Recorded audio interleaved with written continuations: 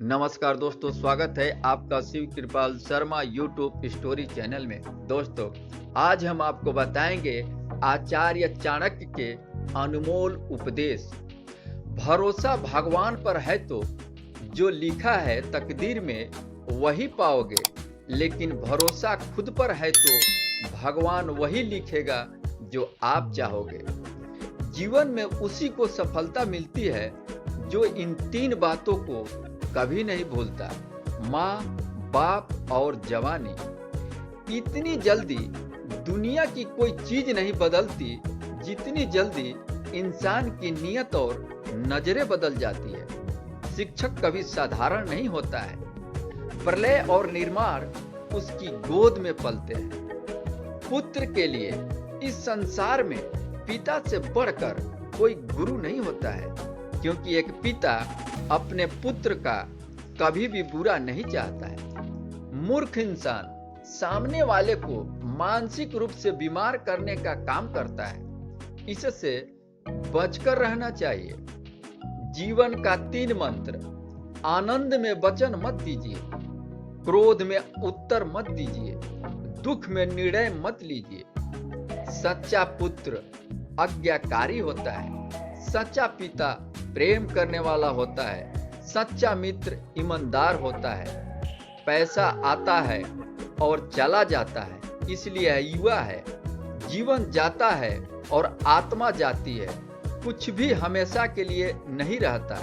केवल एक चीज जो दृढ़ रहती है वह है आपका विश्वास। इस पृथ्वी का 3 रत्न: अन्न, जल और प्रिय वचन।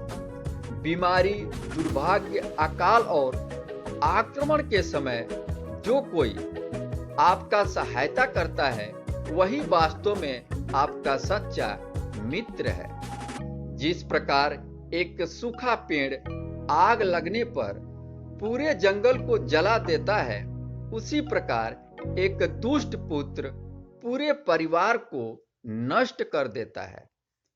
कांटों और दुष्ट लोगों से निपटने के 2 तरीके: एक उन्हें कुचल देना और दूसरा उनसे दूर रहना।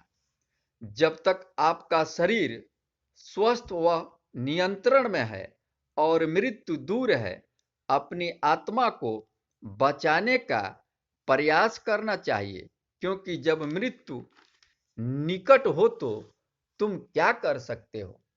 मनुष्य केवल अकेला पैदा होता है और अकेला ही मरता है, और वह अपने कर्मों को, अच्छे बुरे परिणामों को अकेले ही भोगता है। वह अकेला ही मरता है और अकेला ही जीता है।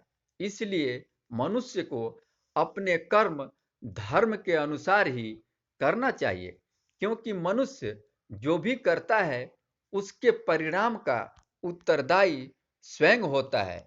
क्योंकि भगवान श्री कृष्ण ने भी गीता में कहा है, जो मनुष्य अच्छे कर्म करते हैं उसका परिणाम उसे स्वयं ही भोगना पड़ता है, और जो बुरे करते हैं उसका परिणाम उसको स्वयं ही भोगना पड़ता है। क्योंकि मनुष्य अकेला आया है और अकेले ही भोगना पड़ेगा। इसलिए जो कुछ भी कीजिए आप सोच समझकर धर्म के अनुसार ही कीजिए, क्योंकि यह जीवन एक ना एक दिन अंत तो होना ही है।